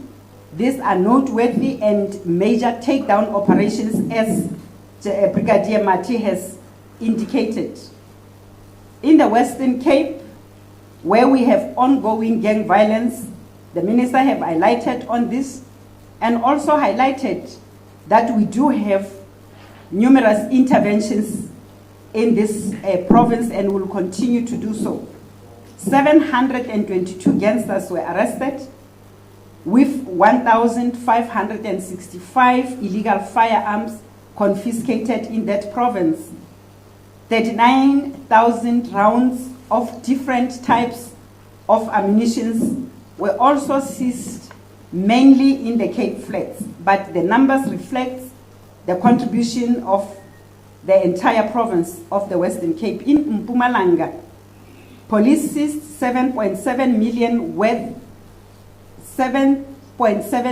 rands worth of drugs, and a crystal meth drug lab worth 350 million that was shut down. 5 foreign nationals were arrested, and various drug manufacturing equipment were seized. I earlier made a reflection of the arrests, that we arrested people that were in possession of drugs. Minister, the question that always follows when we provide these figures is, what about the kingpins? What about the drug labs? This reflection of what happened in Mpumalanga is in response for that level 3 to 5 of the organized crime value chain. Still in Mpumalanga, as Mpumalanga is one of the 7 provinces where we have heightened illegal mining operations in the name of Operation Valumkoti, we are continuing to clamp down on illegal miners, and police have arrested thousands of illegal immigrants in the mine in Barberton during Operation Valumkoti. In Limpopo, police seized 8 million rands worth of dagga and arrested a 27-year-old male. The suspect was found transporting the 42 bags of compressed dagga from Eswatini to Vembe district in the province. Still in Limpopo, counterfeit goods worth 20 million were seized by the National Counterfeit Team in Beggarsford. In the Northern Cape, police seized 7.5 million rands worth of illicit cigarettes along the Appington border and in Colesberg during period under review. Northern Cape proceeded and arrested and seized abalone worth 1.9 million rands in Datlas during this period, and 5 foreign nationals were arrested. In Gauteng, at least 6 notorious kidnappers, as well as more than 6 cash-in-transit robbers were fatally wounded during various confrontations with the police. Several kidnapped victims were also rescued through targeted operations. Gauteng police also seized 548 firearms during this period. In Northwest, 9 suspects, including a female believed to be a mine operator and her son, were arrested for murder of 5 security officials near a mining site in Katlaganyane. In KwaZulu-Natal, 5 accused persons behind the Umlazi Cleveland hostel mass shooting in June 2023, where 8 people died, were each handed down 8 life sentences and additional 15 years in jail to each of the 5 accused persons. Still in KwaZulu-Natal, police fatally wounded several dangerous suspects who were involved in murders, attempted murders, house robberies, and these were fatally wounded during the altercation and confrontation with the police. In the Eastern Cape, an American pastor was rescued by the police in April 2025 after being abducted at gunpoint from a church in Motherwell. 3 of his kidnappers were shot and killed by police during this rescue mission. In the Free State, 3.5 million rands worth of cat was seized in Bethlehem. A 46-year-old suspect was arrested and charged for dealing in drugs. To the people of South Africa, we will continue to serve you. We will continue to protect without fear or favor. To our members in blue, brown, and otherwise who will be working tirelessly during this festive season, we thank you for the continued sacrifice, dedication, and commitment to our oath of office. Continue to put more focus and more heightened operations. The provincial commissioners of our 9 provinces will continue to monitor. As I always say, Minister, during this time, very limited of operational members go on leave, just as to make sure that the entire South Africans enjoy their festive season. I hope that one day you will dedicate a festive season for those that cannot enjoy festive season when the rest of us do so. I thank you.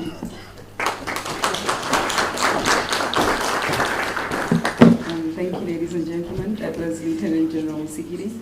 I'll now open the floor for questions. I'm sure the media houses have a lot of headlines this weekend. We gave you a mouthful, eh? No questions from the floor?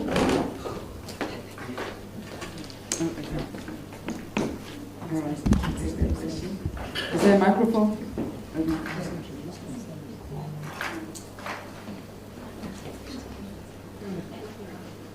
Thank you very much, ma'am. My name is Ferial Hafaji from the Daily Maverick. What a hopeful presentation there. Thank you so much. I wanted to ask 2 questions. Given that professionalization is a priority, when do you anticipate the leadership reshuffle of the top ranks of the police service? And both of the horror inquiries unfolding at the moment reveal the risk of criminal infiltration at the level of police procurement. Are you going to wait for the Madlanga Commission of Inquiry to be completed, or have you started looking at sealing up the clear holes there? Thank you so much. Any other questions? Okay.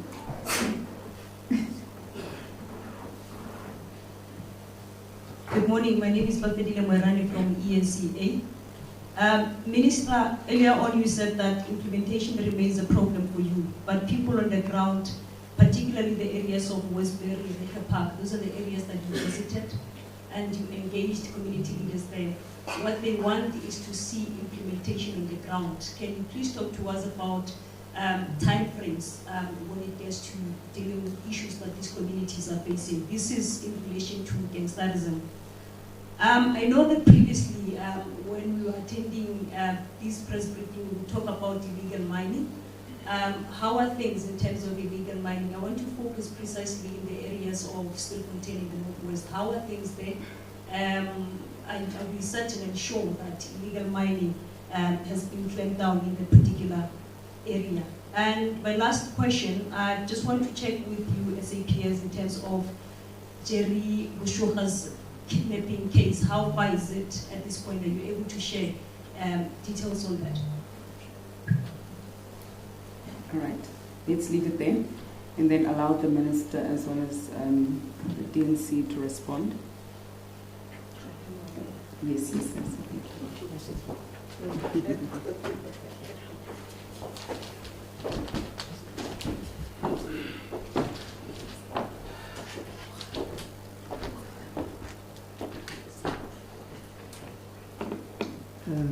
Thanks for the questions, Pharaoh.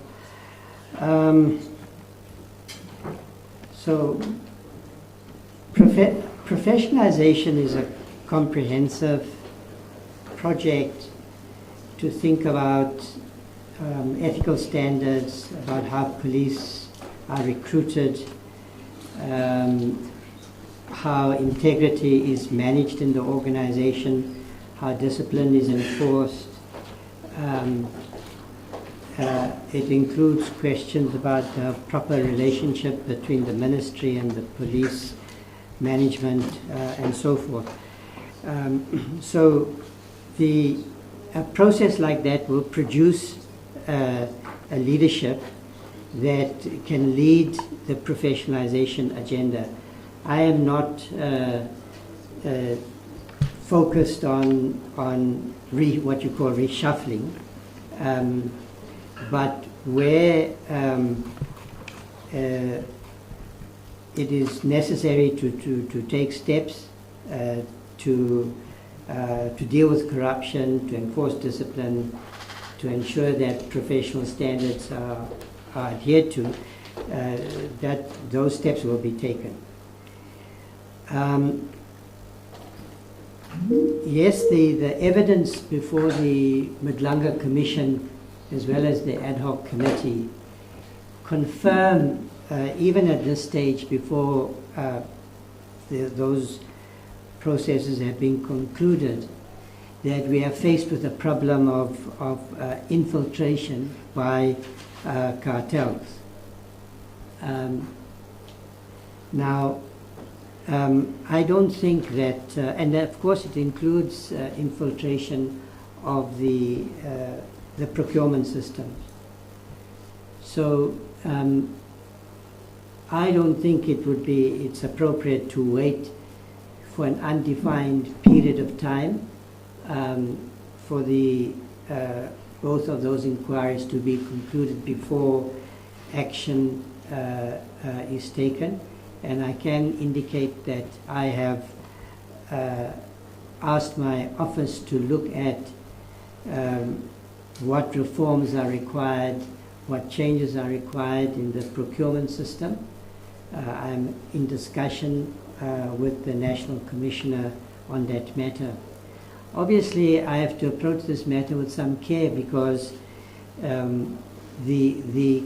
both the Commission and the ad hoc committee are focusing on systemic reform, not just making findings against individuals. So I also don't want to preempt those processes.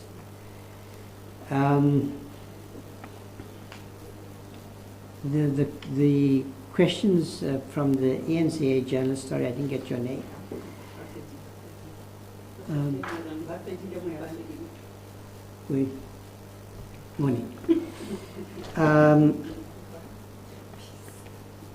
So So yes, you're quite right. I visited Westbury and Reicha Park.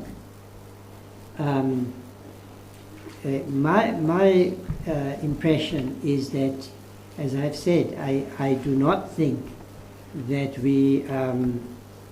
that this problem is under control as yet. The police are putting in the effort.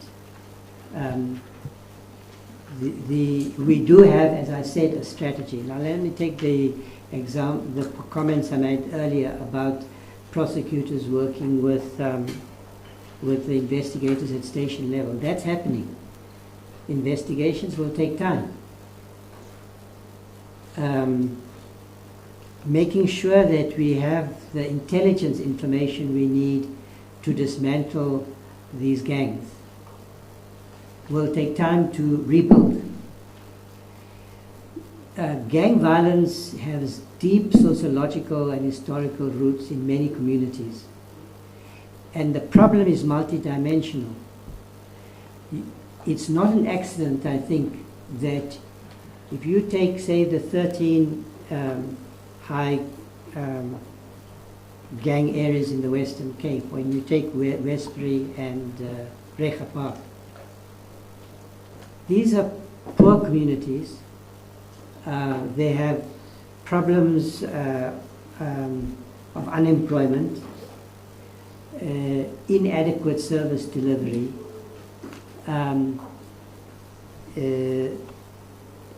these are patterns that have been entrenched over time. So I think we have a challenge ahead of us. But the assurance that I'm giving you, and I think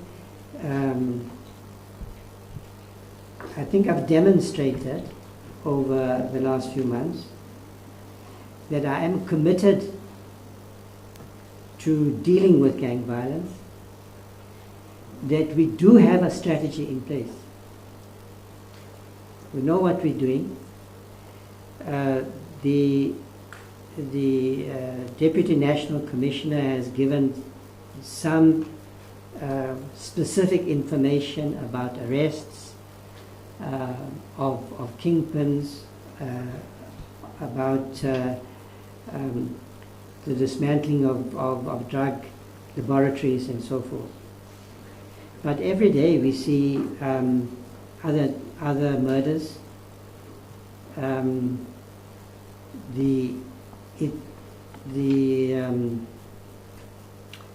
Young people are being recruited by well-resourced gang leaders. Young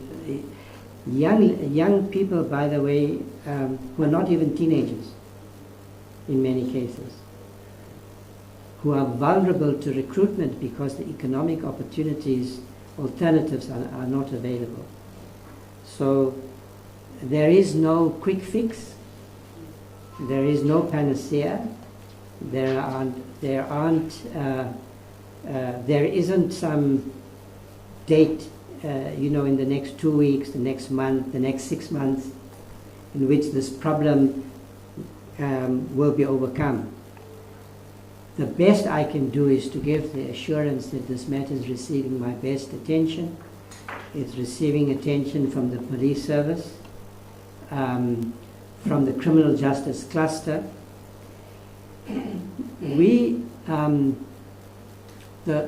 A significant amount of money has recently been allocated to the CARA funds. That's in addition to the police budget.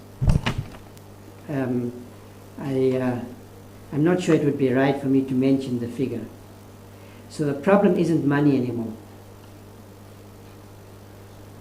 We not only have a strategy, we have a strategy that is to which the government has committed large resources.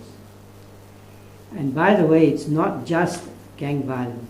We have identified organized crime as a priority. It's a cabinet decision. And that means that the security cluster now has the ability to influence cabinet decision making, to influence the budget process, to ensure that organized crime receives the attention that is needed.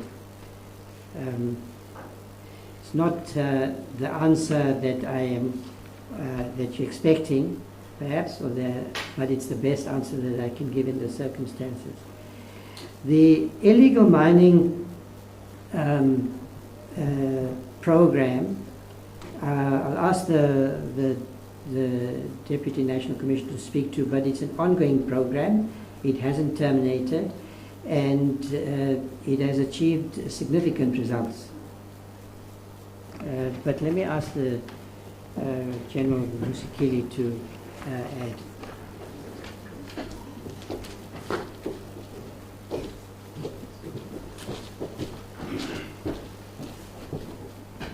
Thank you, Minister, and thanks to the members of the media with questions. Indeed, Minister, there is a notable successes that we achieved during the Operation Valungoti, and I believe that Bafedile Mwerani has been with us most of the time in Stilfontein, to the point that the notorious Stilfontein open shafts have been closed now with the assistance of those that were responsible. I can stand here today strongly emphasizing on the fact that we have achieved that the communities of Stilfontein were complaining about, and both shaft 10 and 11 has now been sealed. As the Minister, you are right to indicate that when we launch operations, we also look at the future of these particular interventions and operations, and when we move or we remove some of the resources that we would have requested from elsewhere, we leave that province capacitated and empowered to continue.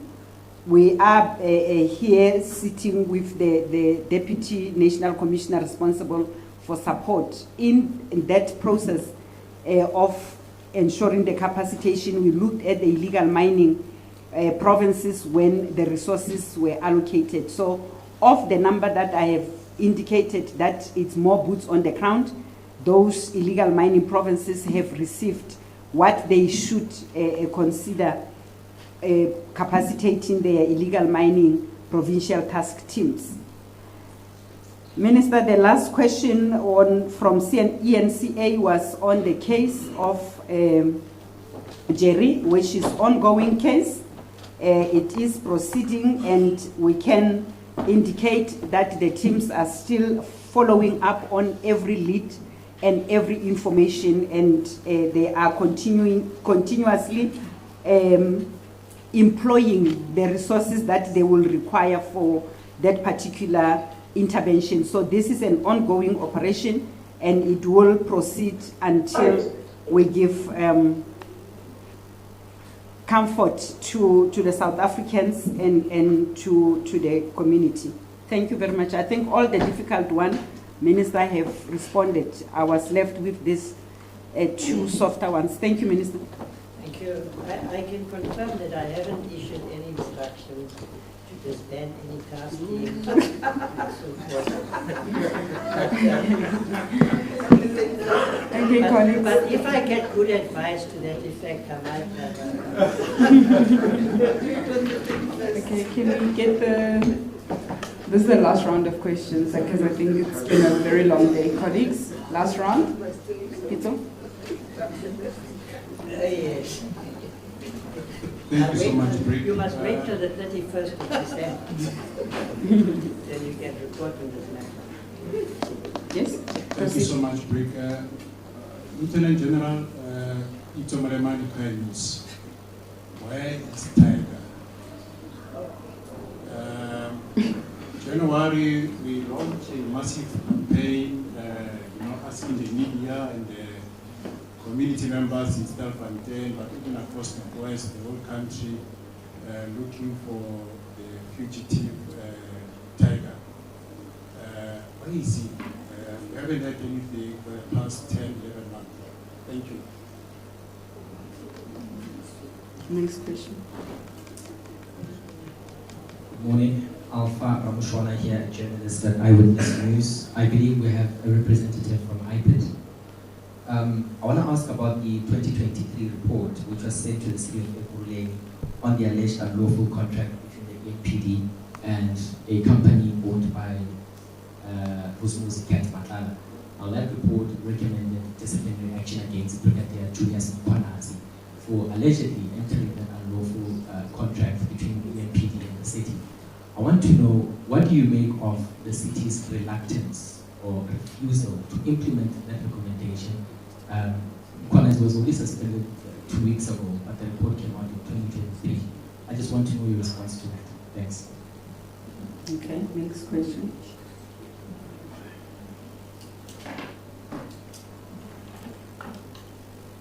Zola Shomana here from Newsroom Africa.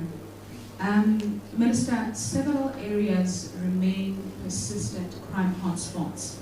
Now, what I'd like to know is that what targeted interventions are being rolled out to address these high-risk areas? And also, how is the SAPS tracking and evaluating the performance of stations and provincial commissioners in high crime areas? Are there any consequences for consistently underperforming leadership? And the last question will be on the issue of resource allocation, because this is something that we have picked up in many areas that are crime-ridden, such as Westbury and Recha Park. How does the ministry plan to address ongoing issues such as limited manpower, outdated equipment, and a lack of vehicles? That's the last question. Thank you very much. My name is Calvin Dula. I work for SABC News.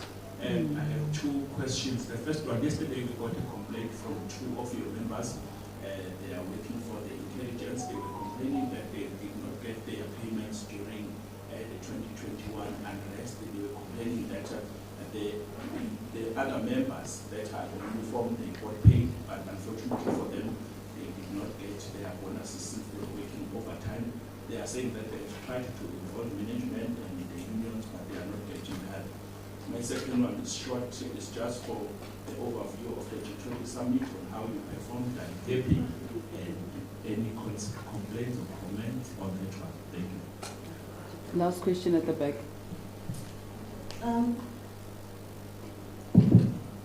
We have two questions from Paul. Paul is attending the briefing virtually from Bloomberg. This is a question for Minister. Lieutenant General Mkhwanazi said in his testimony to the Mazanga Commission that the Office of the National Commissioner, by virtue of the power it wields, is the target of the organized crime gangs. While the Commission is still to give us its findings, what is being considered to mitigate the vulnerability? The second question is on the increased profile of extortion crimes. Does this mean these crimes are replacing or supplementing crimes like cash in transit, which has shown a sharp decline over the past few years? Is that all? Okay. Okay, that was the last round, colleagues. We won't be taking any more questions. No. It's been a long day, sorry. You'll send your written questions via WhatsApp and so on, and we won't be accepting any requests for interviews this evening. So if you want to do interviews with the Minister, DNC, Deputy Ministers, use the opportunity right after this briefing, please. Thank you. Minister and DNC.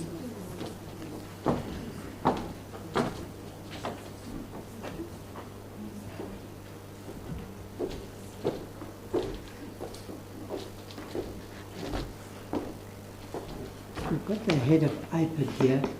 Do you want to take the IPAD question? Yeah, come.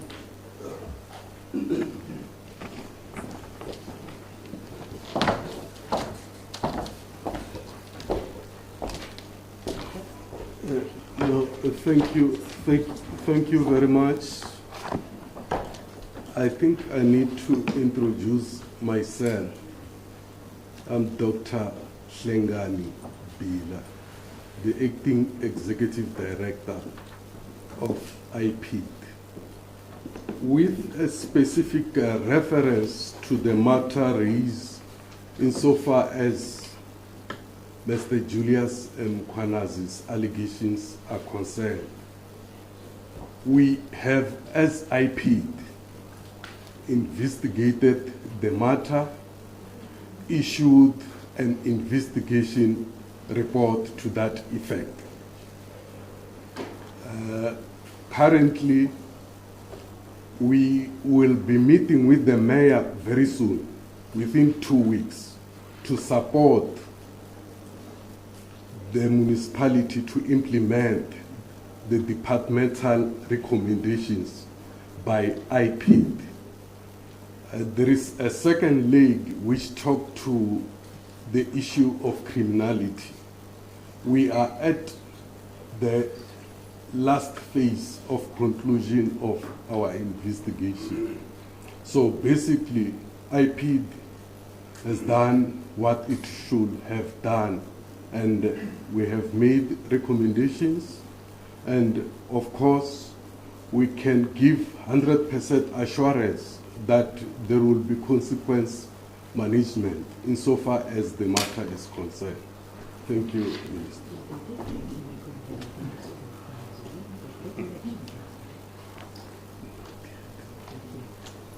Thank you.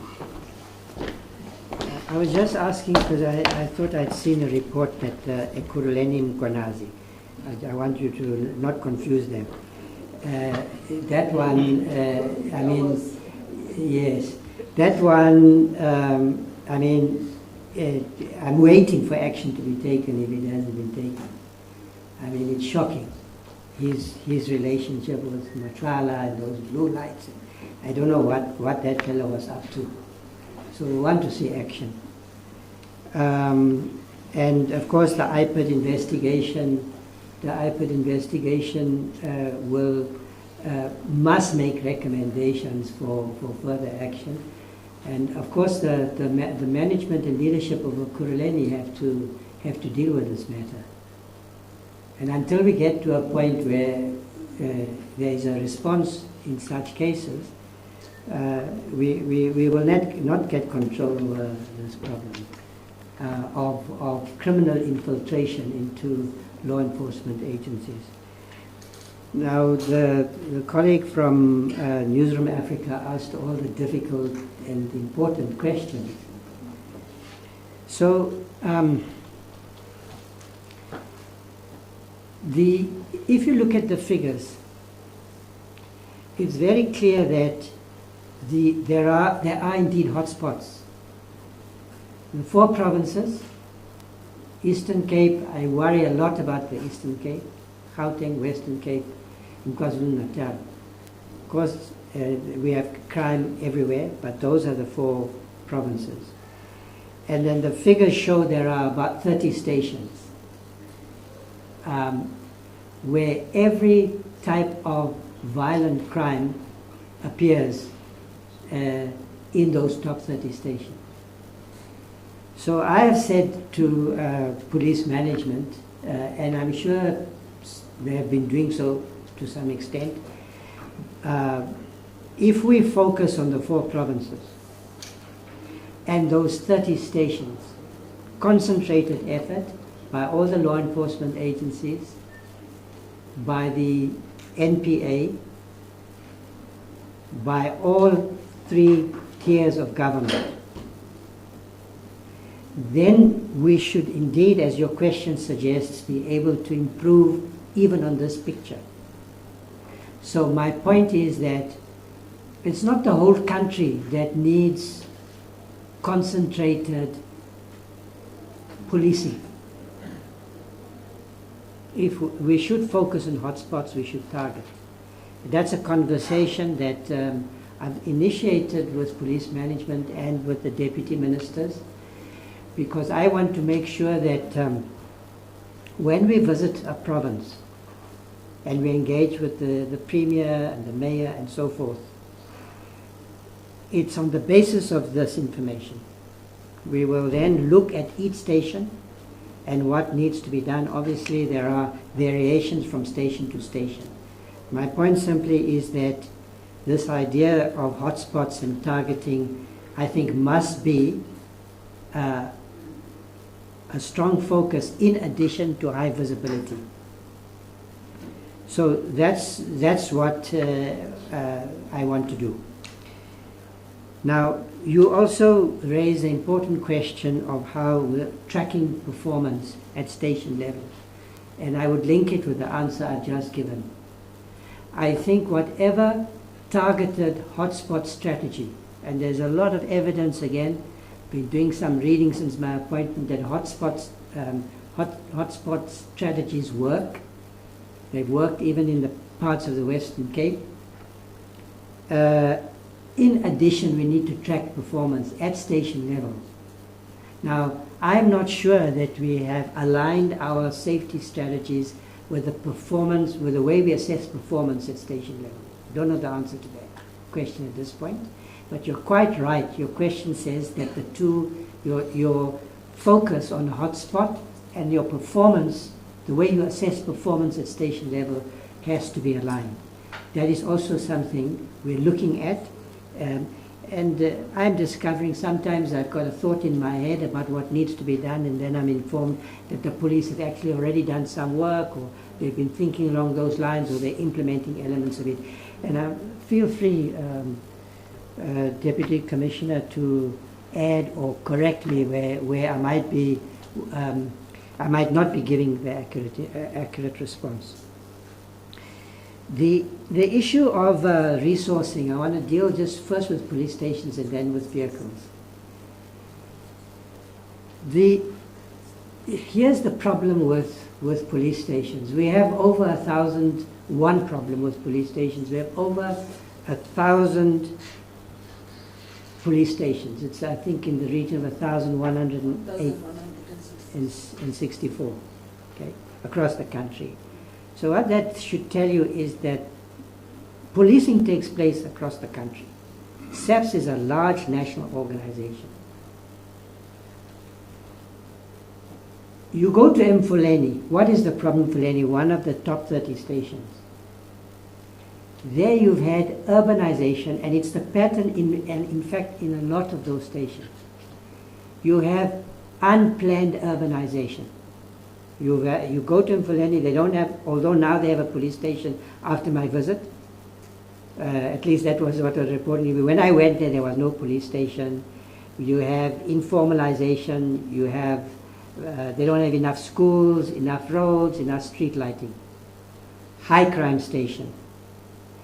So that tells you that crime also requires a focus from other departments, environmental design, and so forth. The police are building police stations. I had a very pleasant experience of visiting a new police station in Sonskane, the Free State. It's a similar community. It has a new police station, a very dynamic station commissioner, a young man, fantastic facilities.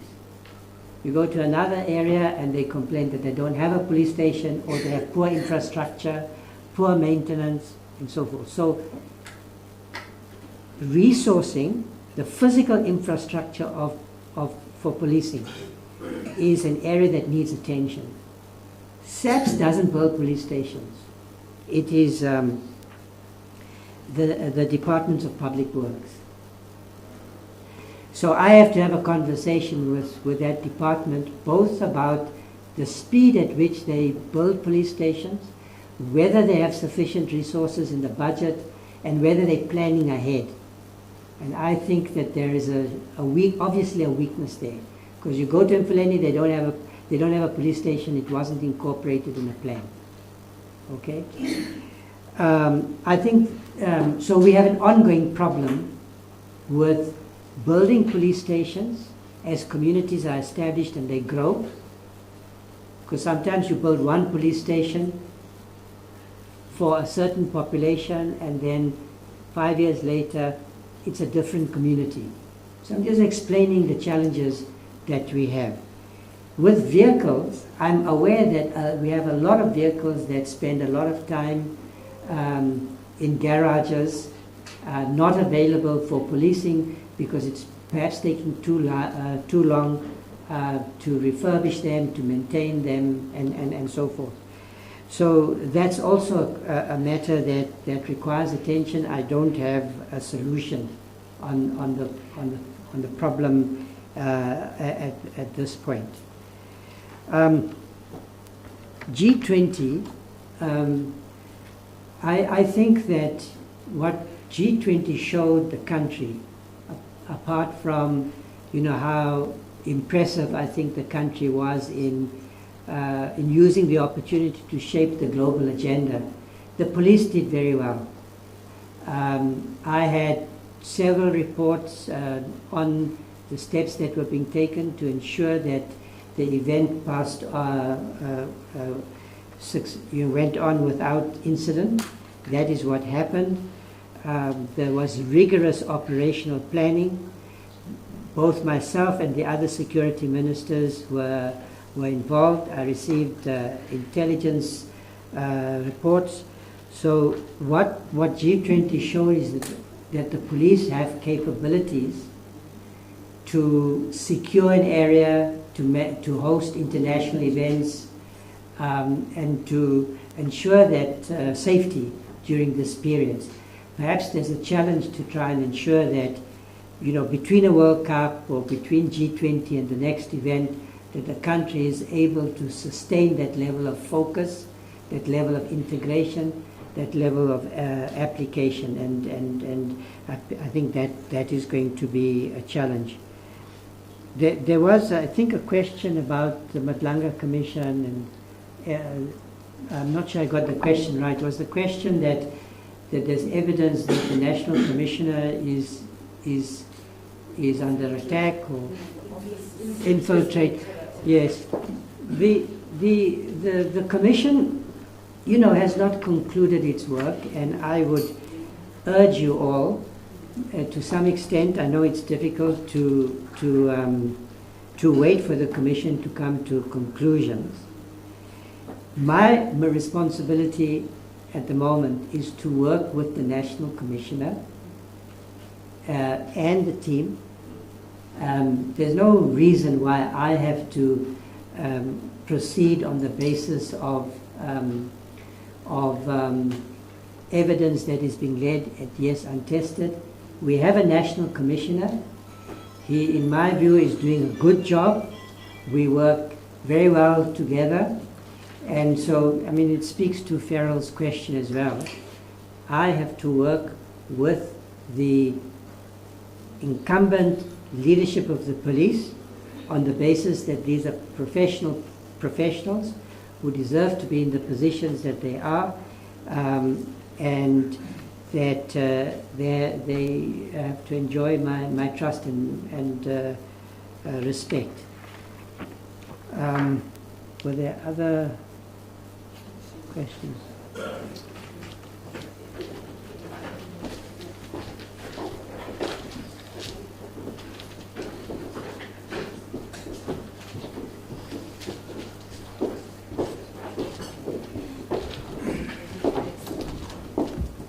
Thank you very much, Minister.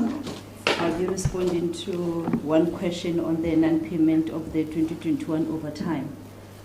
Not at this forum, and I'm saying those two colleagues who raised the issue with you, they are really abusing this platform. And I don't even know those two officials that you're referring to. We're having about 190,000 employees. The two that you're referring to, we don't know.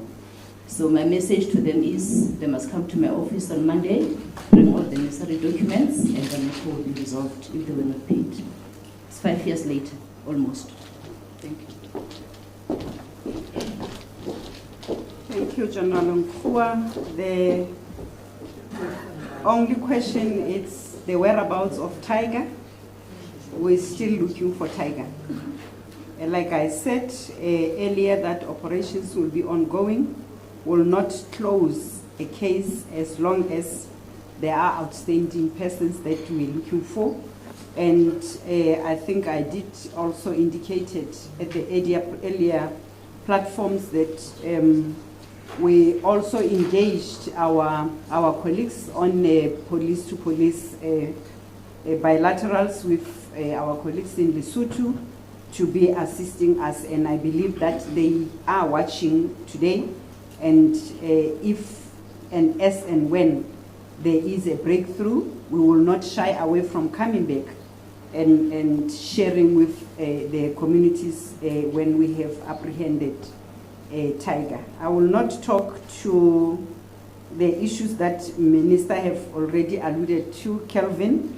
I think, Minister, you are right that this was not the first event that we were successful with little or no security breach, especially in and around our focus areas. We have quite a number of those. Minister, you know that we'll have the main event, which is will be called in the issues of Zone A. We'll have accommodation as well. We don't have issues. There are cases that happened outside of our operational areas, and including the protests that we had.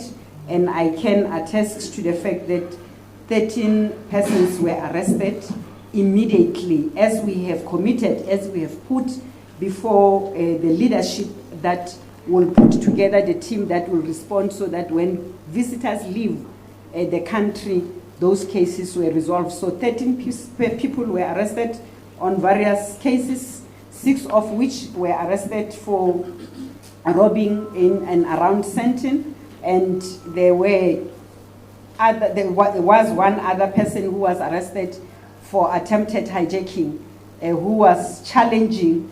Unfortunately for him, he landed in the hands of the police, and they responded immediately, and he was arrested as such. So we have a total of 13 on the various other cases that were reported during that time. On the decline of CIT, I think the intention of putting up measures and systems in place is to see reduction. It will be fruitless for us to implement plans and strategies to respond, looking at the trends and patterns, and we are not seeing a decline. Yeah, that is what we have put. There is a priority. We develop and create different priority committees as and when we have challenge, so that we can have relevant resources that we will dedicate for that particular trend and pattern. And that is what we are having. We're still having that team that is working day and night to monitor. And the accountability, Minister, you were very right to say we have identified in our policing strategy for 24-25 and 25-26 that we have escalated the police stations that we are monitoring from 30 to 35, because we have noted that some of these that we are putting focus on that are ranging within that number of 30 police stations, they will in a week or so or a month be number 32, number 33, and back into number 30. So we are focusing on the top 35 police stations, and there are accountability sessions that are held any time of the day, any time of the week. If there is a notable trend through our national crime combating forums, we do a call in these station commanders and or provincial commanders, commissioners to come and account and put measures, as well as identifying some of the areas in the Western Cape. Minister, we zoomed into 13 police stations, but within a month we realized that we need to increase the stations that we are holding accountable on the issues of Cape Flats, which is a very topical issue on the gangs, to 35. And that was therefore expanded to other 4 provinces, of which Gauteng is one of those. I think earlier there was a question, Bafedile, on the issues of Westbury and others. The teams are still there, and we are looking at capacitating the anti-gang units that were implemented in 2018. I think, Minister, from me, those will be the issues. And the last but not least is what my colleague have reiterated on the issues of the grievance procedures, that colleagues will urge commanders to be available for members and respond to their concerns to avoid the issues of unresolved matters 5 years down the line. But equally, our colleagues know the procedures within the organization. If we can follow those up to the last level of command, and if that has not happened, only then we can use other platforms. But the appeal is that let us use all the internal processes and see if we cannot resolve matters better within the organization. Thank you, Brigadier Mate. Thank you, colleagues. We've reached the end of our briefing. Thank you, Minister, Deputy Minister, DG, Acting Head, all the DLCs and the Crime Registrar. Thank you, colleagues.